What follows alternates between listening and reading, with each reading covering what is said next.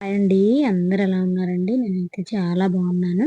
మీరందరూ ఎలా ఉన్నారో నాకు కామెంట్ సెక్షన్‌లో కామెంట్ చేయడం మాత్రం మర్చిపోకండి.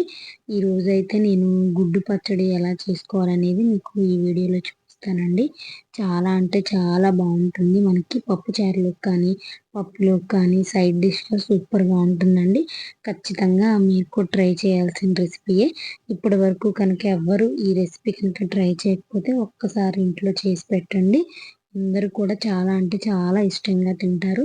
అందరూ కూడా చాలా బాగా చేసావు, ఎలా చేసావు అని మిమ్మల్ని ప్రాసెస్ కూడా అడుగుతారు. అంత కమ్మగా ఉంటుందండి.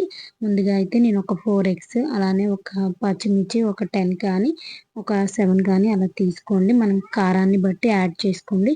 అలానే ఉల్లిపాయలు ఒక 4 ఉల్లిపాయలు అయితే తీసుకున్నానండి. నేను ఎగ్స్ అయితే 4 తీసుకున్నాను కాబట్టి మంచిగా ఈ ఉల్లిగడ్డలు అలాగే పచ్చిమిర్చి దీంట్లో కొంచెం వెల్లుల్లి, జీలకర్ర, సాల్ట్ వేసుకొని మొత్తం అంతా కూడా మిక్సీ పట్టేసుకోండి. మనం మిక్సీ పట్టకపోయినా రోలు ఉంటే కనుక రోట్లో నూరుకున్నా బాగుంటుంది. ఇలా మిక్సీ అయితేనేమో కొంచెం బరకగా మిక్సీ అయితే పట్టేసుకోండి. ఇంక ఈలోపు అది పక్కన పెట్టేసి నేనైతే 2 ఎగ్స్ కలిపి ఒక ఆమ్లెట్ అయితే వేస్తున్నానండి. ఇలా ఎగ్స్ అన్నీ కూడా రెండుగా అయితే ఆమ్లెట్స్ అన్నీ కూడా వేసుకొని మంచిగా 2 వైపులా కాలనివ్వండి. మీకు విరిగిపోయినా ఏం కాదండి. కొంచెం బాగా కాలిన తర్వాత ఆయిల్ అనేది యాడ్ చేసుకొని 2 వైపులా కూడా మంచిగా ఫ్రై అవ్వనివ్వండి. అప్పుడే మనకి టేస్ట్ అనేది బాగుంటుంది. విరిగిపోయినా ఏం కాదండి. ఎందుకంటే వీటిని మనం ముక్కలు ముక్కలుగా వేస్తాం కాబట్టి. ఇంకొక 2 ఎగ్స్‌ని కూడా వేసి ఇంకొక ఆమ్లెట్ అయితే వేసుకుంటున్నాను. మంచిగా ఈ ఆమ్లెట్‌ని కూడా 2 వైపులా ఫ్రై చేసుకోండి. ఇలా నేను వీడియోలో చూపిస్తున్నట్టు ఫ్రై చేసుకున్నారంటే మనకి గుడ్డు పచ్చడి అంటే చాలా అంటే చాలా బాగొస్తుంది. మనం చేసేటప్పుడు ఇలా 2 కూడా ఆమ్లెట్స్ వేసేసుకొని పక్కన పెట్టేసుకోండి. పైన కొంచెం సాల్ట్ అనేది చల్లుకోండి. చప్పగా ఉంటే అంత బాగోదండి. మనం సాల్ట్ వేసుకున్నామంటే మంచి టేస్టీగా ఉంటుంది. తినేటప్పుడు చప్పగా లేకుండా ఇలా మంచిగా కూడా ఫ్రై చేయండి 2 వైపులా ఆమ్లెట్‌ని. దీన్ని పక్కన పెట్టేసుకోండి. మనకి ఈలోపు చల్లారిపోతుంది. దీనిలోనే ఇంకొంచెం ఆయిల్ అనేది కొంచెం ఎక్కువ యాడ్ చేసుకోండి. ఈలోపు మనం మిక్సీ పట్టుకున్న పేస్ట్ అనేది ఉంటుంది కదా! ఈ పేస్ట్‌ని అయితే వేసి మంచిగా కూడా ఫ్రై చేయండి. మనకి ఆయిల్ అంతా కూడా పైకి తేలేంత వరకు మంచిగా ఫ్రై చేసుకోండి. ఇలా బరగ్గా మిక్సీ పట్టుకుంటేనే బాగుంటుందండి. ఎందుకంటే మనం మరీ మెత్తగా పేస్ట్ లాగా చేసేసుకున్నా బాగోదండి. తినేటప్పుడు మనకి నోటికి తగులుతూ ఉంటుంది కాబట్టి బరగ్గా ఇలా మిక్సీ అనేది చేసుకోండి.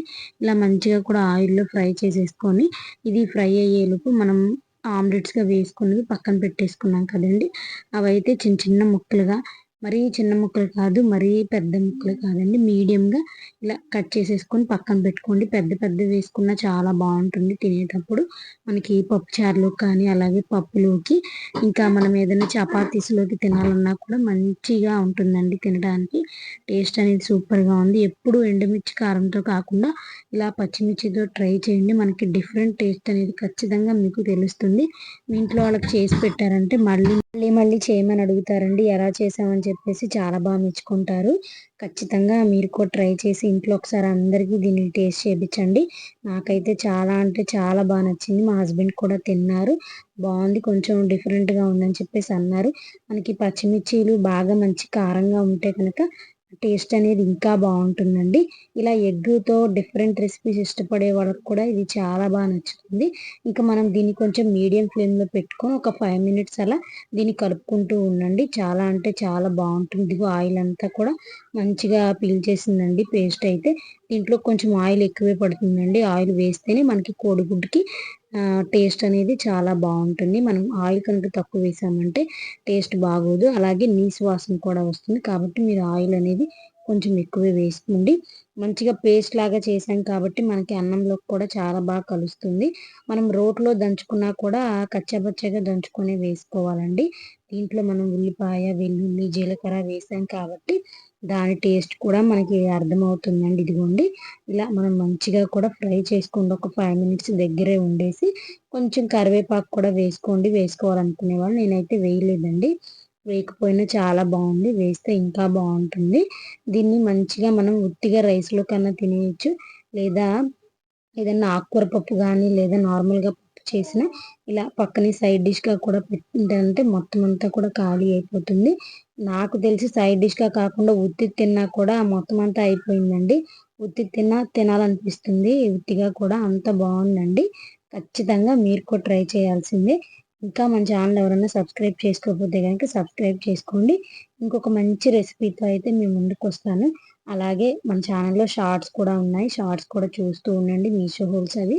ప్రీవియస్ వీడియోస్ ఎవరైనా చూడకపోతే గనుక ఒకసారి చెక్ చేయండి. ఆ వీడియోస్ కూడా మంచి రెసిపీసే ఉన్నాయి. ఇంకొక మంచి రెసిపీతో అయితే మళ్ళీ మీ ముందుకొచ్చేస్తానండి. ఇదిగోండి నేనైతే కొంచెం రైస్‌లోకి వేసుకొని టేస్ట్ అయితే చేస్తున్నాను.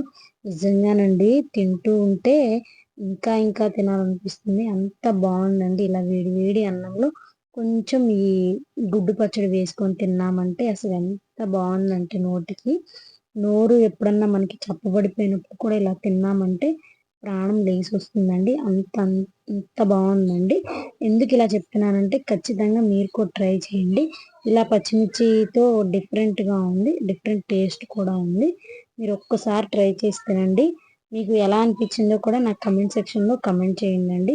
చాలా అంటే చాలా బావుందండి. అలాగే మన షార్ట్స్ కూడా చూసి మీరు లైక్ చేయండి. అలాగే లాంగ్ వీడియోస్‌ని కూడా స్కిప్ చేయకుండా చివరి వరకు చూడండి. ఇంక నేను తోటకూర పప్పు ఉందండి. ఇంక తోటకూర పప్పు కూడా వేసుకొని దాంట్లోకి సైడ్ డిష్‌గా కూడా తిన్నాను. చాలా బావుంది. అలాగే మీకు నచ్చితే గనక షేర్ చేయండండి కొంతమందికి. వాళ్ళకి ఇంకా ఎక్కువ మందికనేది రీచ్ అవుతుంది కదా! మనకి లైక్ చేయడం ద్వారా. ఖచ్చితంగా లైక్ చేసి షేర్ చేయండండి. ఇంకా కూడా సబ్స్క్రైబర్స్ అనేవి పెరుగుతూ ఉంటారు. లైక్స్ అనేవి వస్తే ఎక్కువ మందికి రీచ్ అవుతుంది వీడియో. Thank you.